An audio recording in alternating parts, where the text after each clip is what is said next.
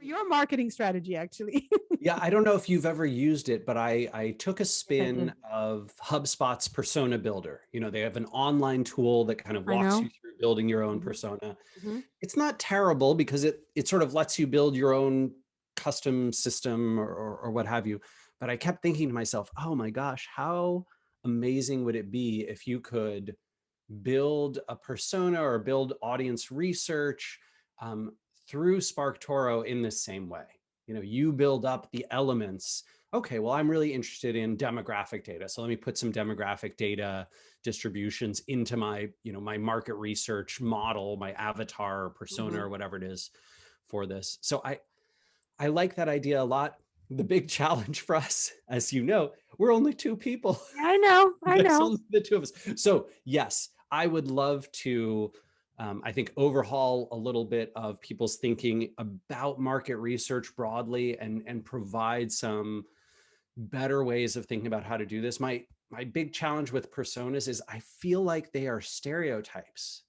I feel Mm. like they're just these simple models of a single fake human being. And when you as a product builder or a marketer or a CEO or an executive, um, a finance person, when you try and optimize toward a stereotype, you're going to encounter big problems, right? You're going to build for a person who doesn't really exist and is not truly representative of your audience. You know, I get so worried when I see, for example, someone say, oh, well, our audience, you know, it looks like from our market research, our audience is 54% women and 46% men.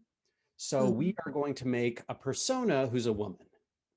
You kind of have this like, well, I, I look, that's fine. I'm glad you have those numbers. That's great. But that 4% difference, does that really mean that you want to over optimize and over index toward the 54% instead of the 46%? I don't think that makes a lot of sense.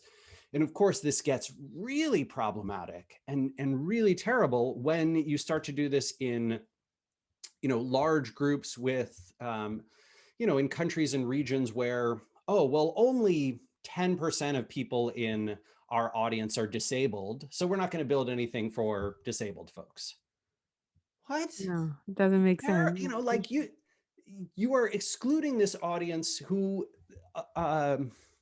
doesn't deserve that, right? That's a terrible thing to do. Or you're stereotyping, you're saying, well, you know, most of our audience is um, whatever, there are Black Americans. So we are going to over-index on that.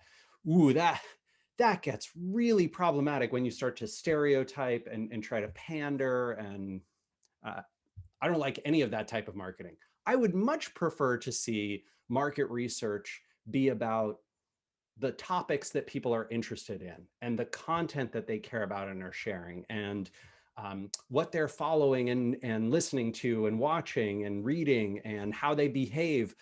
Those kinds of things are far more interesting to me than sort of surface level identity elements, which I think are just a holdover from the pre-internet era, you know, sort of the Mad Men era of, Mhm. well, this magazine reaches mostly, I don't know, white Americans in the Midwest. So that's where we're going to advertise or not.